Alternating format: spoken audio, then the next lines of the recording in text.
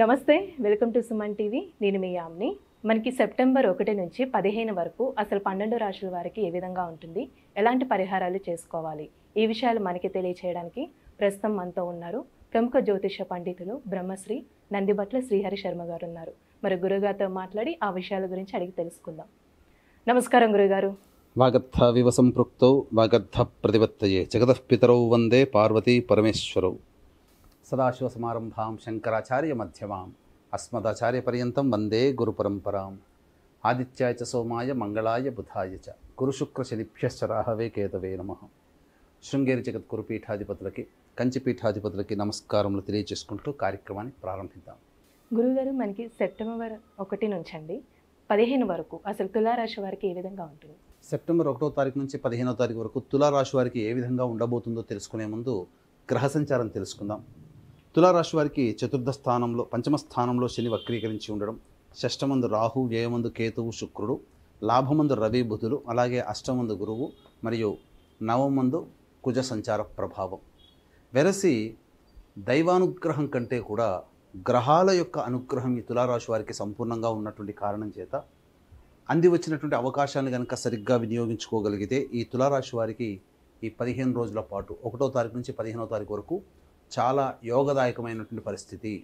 రోజులు అనుకూలంగా ఉన్నాయి. మీ వంతు ప్రయత్నమే తరువాయి.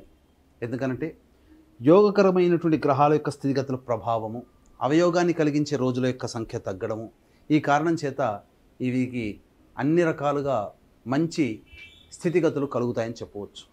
అయితే ప్రధానంగా దైవానుగ్రహాన్ని కనుక మీరు ఇంకా పొందుపరుచుకున్నట్లయితే తప్పకుండా గ్రహ సంచార ప్రభావం మీకు అనుకూలంగా ఉండడం, నిరుద్యోగస్తులకి ఉద్యోగ అవకాశాలు లభించడము, అలాగే ప్రధానంగా ఒక్క వివాహానికి సంబంధించిన విషయాల్లో కొన్ని ఇబ్బందులు తప్ప మిగతా అన్ని రకాల రంగాల్లో ఉన్నటువంటి వారికి యోగదాయకమైనటువంటి పరిస్థితి అని చెప్పవచ్చు.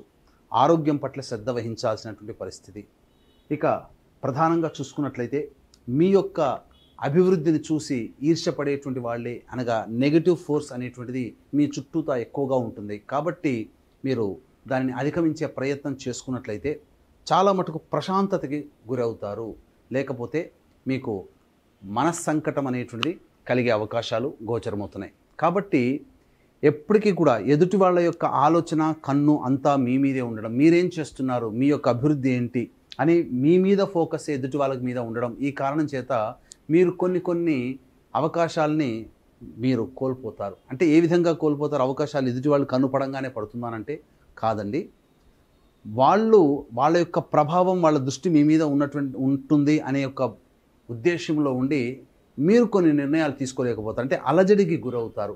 ఆ ఒక్క అలజడిని మీరు గనక తప్పించుకున్నట్లయితే అన్ని రకాలుగా మీకు యోగదాయకంగా ఉంటుందని చెప్పవచ్చు. రియల్ ఎస్టేట్ రంగంలో ఉన్నటువంటి వారికి నూతన ప్రాజెక్టులు చేపట్టే అవకాశాలు మెండుగా కనబడుతున్నాయి.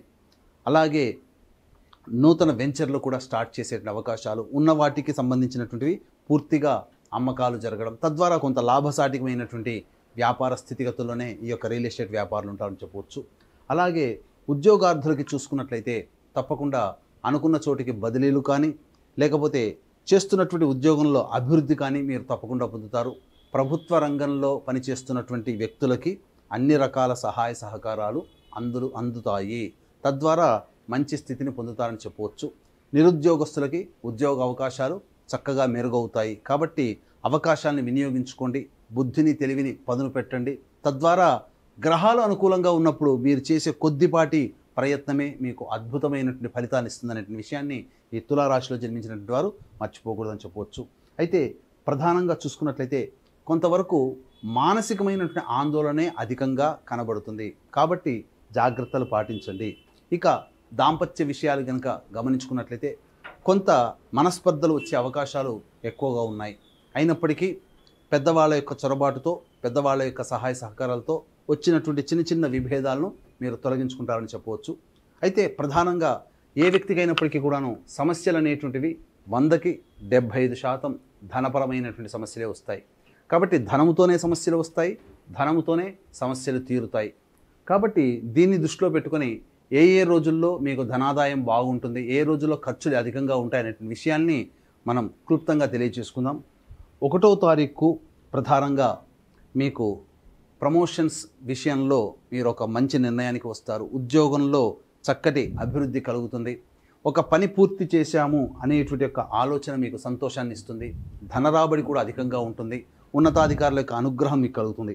ఇక 2, 3, 4 తారీఖుల్లో ఏ రంగంలో పనిచేస్తున్నటువంటి వ్యక్తులకైనా తులారాశిలో వాళ్ళకి అద్భుతమైన రోజులు 2వ తారీఖు, 3వ తారీఖు, 4వ తారీఖు అని చెప్పవచ్చు.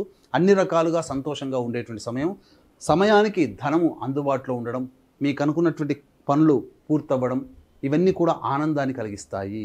ఇక 5, 6 తారీఖులో కనుక చూసుకున్నట్లయితే ఖర్చులు అధికంగా ఉంటాయి. తద్వారా మీరు అనుకున్నటువంటి మీరు అప్పటికే 5, 6 తారీఖుల్లో మీరు కనుక ప్లానింగ్ కనుక చేసుకున్నటువంటి ఖర్చులు కనుక ఉంటే వాటిని వాయిదా వేసుకోవడమో, ఖర్చుల యొక్క శాతాన్ని తగ్గించుకోవడం చేయండి. ఎందుకంటే 5, 6 తారీఖుల్లో ఆకస్మికమైనటువంటి ఖర్చులు మీకు ఎదురవుతున్నాయి. కాబట్టి అప్రమత్తతో వ్యవహరించండి. ఇక 7, 8, 9 తారీఖుల్లో ఇది ఒక గోల్డెన్ టైం అని చెప్పవచ్చు. ఎందుకంటే ఈ 7, 8, 9 తారీఖుల్లో ఎన్నాళ్ళ నుంచో మీరు పని పూర్తి చేసుకోవాలనుకున్నటువంటి పనులన్నీ కూడా పూర్తి చేసుకుంటారు. ఒక ప్రధానమైనటువంటి బాధ్యతని మనం ఈరోజు పూర్తి చేశామనే ఒక సంతోషం మీలో ఉంటుంది. పిల్ల పాపలతో, కుటుంబ సభ్యులతో, బంధుమిత్రులతో మీరు ఆనందంగా ఈ 7, 8, 9 తారీఖుల్లో చక్కగా గడుపుతారు. చక్కగా వెకేషన్స్కి వెళ్ళేటువంటి అవకాశాలు కూడా గోచరమవుతున్నాయి. ఇక 10, 11 తారీఖులో కనుక చూసుకున్నట్లయితే మీ యొక్క వాక్కుని అదుపులో పెట్టుకోండి. మనస్సు చంచలంగా అయ్యేటువంటి అవకాశం ఉంటుంది. కుటుంబ సభ్యుల మధ్య కలహాలు వచ్చే అవకాశం ఉంటుంది. కాబట్టి సంయమనం పాటిస్తూ నోరుని అదుపులో పెట్టుకుంటే చాలా మటుకు సమస్యలన్నీ కూడాను తగ్గుముఖం పడతాయని చెప్పవచ్చు. ఇక 12, 13 తారీఖుల్లో ప్రధానంగా ధనపరమైనటువంటి ఇబ్బందులు ఎదుర్కొనే వాళ్ళకి ధన రాబడి చక్కగా ఉంటుంది. రాని బాకీలు వసూలు అవుతాయి.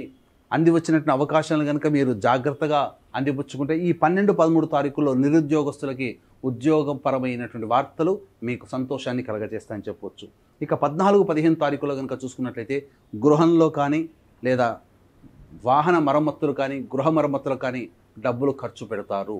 తల్లిగారి ఆరోగ్యం పట్ల శ్రద్ధ వహించాల్సినటువంటి పరిస్థితి. అలాగే ప్రధానంగా చూసుకుంటే మనస్సు కొంత ఆందోళనగా ఉంటుంది ఈ 14, 15 తారీఖుల్లో. కాబట్టి జాగ్రత్తలు పాటించండి. ప్రధానమైన నిర్ణయాలు వాయిదా వేసుకోవడమే చాలా మేలనేటువంటి విషయాన్ని గమనించుకోవాలి. తర్వాత చెప్పొచ్చేది ఏంటంటే 5వ తారీఖు, 6వ తారీఖు, 14వ తారీఖు, 15వ తారీఖుల్లో మీకు ఖర్చులు అధికంగా ఉంటాయి. కాబట్టి జాగ్రత్తలు పాటించండి. సంయమనం కోల్పోకండి. విలువైనటువంటి మీ యొక్క వాక్కుని అదుపులో పెట్టుకుంటే ఈ యొక్క 15 రోజుల్లో మీకు అన్ని రకాలుగా శుభ ఫలితాలు కలుగుతాయి. అయితే ఎంతటి వ్యక్తికైనప్పటికీ కూడా గ్రహాలు ఎంత అనుకూలిస్తున్నా మనిషికి దైవబలం కావాలి. మీ యొక్క తులారాశి వారికి ఈ సంవత్సరం దైవబలం తక్కువగా ఉంది. కాబట్టి ఈ దైవబలం అనేటువంటిది మీరు కనుక చూసుకున్నట్లయితే ప్రధానంగా మీకు 14, 15 తారీఖుల్లో కనుక చూసుకుంటే దైవబలంతో కొన్ని సమస్యలు మీరు పరిష్కరించుకుంటారు. సమస్యలు బాధ పెట్టినప్పటికీ 14, 15 తారీఖుల్లో అలాగే 10, 11 తారీఖుల్లో దైవబలంతో మీరు సమస్యలు పరిష్కరించుకోగలుగుతారు. కాబట్టి దైవబలాన్ని పెంచుకునే ప్రయత్నం చేయండి. అది ఎలా అంటారా? జాగ్రత్తగా. ఎందుకనంటే ఇక్కడ మీకు సంబంధించినటువంటిది వ్యయస్థానం మీద, కుటుంబ స్థానం మీద, చతుర్థ స్థానం మీద ఈ యొక్క దైవ గ్రహం సూచించే గురువు యొక్క వీక్షణ ఉండడం. ఈ కారణం చేత అదృష్టం ఏంటంటే దైవానుగ్రహం ఉంటే అన్ని రకాలుగా మీరు సమస్య నుంచి బయటపడతారు. కాబట్టి ఈ దైవానుగ్రహాన్ని అందరికీ అందించాలనేటువంటి సదుద్దేశంతో ఆగస్టు 31వ తారీఖు రోజున శని త్రయోదశి. కాబట్టి శని త్రయోదశి సందర్భంగా వృషభ, మిథున, కర్కాటక, సింహతులో, వృశ్చిక, మకర, కుంభమీన రాశిలో జన్మించిన వారికి శనిదోష పరిహారార్థమై శనీశ్వర హోమం, అఘోర పాశుపత మంత్ర హోమము, అలాగే గతజన్మ కర్మదోషాల కర్మదోష నివారణ హోమాలు, అలాగే సెప్టెంబర్ 2వ తారీఖు రోజున సోమవతి అమావాస్య. కాబట్టి అమ్మవారి యొక్క అనుగ్రహం సంపూర్ణంగా ఉండేటువంటి రోజు. కాబట్టి ఆ రోజున జటిలమైనటువంటి సమస్యలకి కోరిన కోరికలు నెరవేరడం కోసం వారాహి, ప్రత్యంగిర, బగలాముఖి, రాజశ్యామల హోమాలు మరియు విద్య, వివాహ, ఉద్యోగ, దాంపత్య, సంతాన అనారోగ్య సమస్యల నివారణకి 18 రకాల హోమాలు కేవలం 1500 రూపాయల రుసుముకి చేయించడం జరుగుతుంది. అవకాశం ఉన్న వాళ్ళు కార్యక్రమ తదనంతరం కాంటాక్ట్ చేసి పూర్తి వివరాలు తెలుసుకోవచ్చు. అలాగే సెప్టెంబర్ పితృపక్షాల యొక్క తిథులలో సెప్టెంబర్ 25వ తారీఖు, 30వ తారీఖు ఈ యొక్క పితృదోష నివారణార్థమే, అనగా తండ్రి వైపు 7 తరాలు, తల్లి వైపు 4 తరాల్లో ఏవైనా దుర్మరణాలు ఉన్నా, అనగా road accident, fire accident, suicide attempt, నదిలో బావిలో పడి చనిపోవడం, ఇంట్లోంచి వెళ్ళిపోవడం, లివర్ ఫెయిలియర్, కిడ్నీ ఫెయిలియర్, క్యాన్సర్తో చనిపోవడం, పెళ్లి కాకుండా చనిపోవడం, 60 సంవత్సరాల లోపల ఏ విధంగానైనా చనిపోవడం, పిండ ప్రదానాలు చేయకపోవడం, ఇవన్నీ పితృశాపాలు. కాబట్టి పితృదోష నివారణకి సంబంధించినటువంటి హోమాది కార్యక్రమాలు సెప్టెంబర్ 25 మరియు సెప్టెంబర్ 30 తారీఖులో జరిపించడం జరుగుతుంది. అవకాశం ఉన్న వాళ్ళు కార్యక్రమ తదనంతరం కాంటాక్ట్ చేసి పూర్తి వివరాలు తెలుసుకోవచ్చు. గురువుగారు, ఇప్పుడు తులారాశి వారికి అండి ఇంకా మెరుగైన ఫలితం రావాలంటే అసలు ఎలాంటి పరిహారం చేయాలంటారు? ముఖ్యంగా ఈ తులారాశి వారు మెరుగైనటువంటి ఫలితాలు రావడం కోసం పితృదేవతా స్తోత్రము రోజుకి 3 సార్లు పారాయణం చేయండి. దత్తస్తవం రోజుకి 3 సార్లు పారాయణం చేయండి. ఒక వారం రోజుల పాటు చేయండి. ఫలితం మీరే కనుక్కుంటారు. ఎంత అద్భుతంగా మీకు ప్రశాంతమైన జీవితం కలుగుతుందో మీరే ఊహించుకోవచ్చు.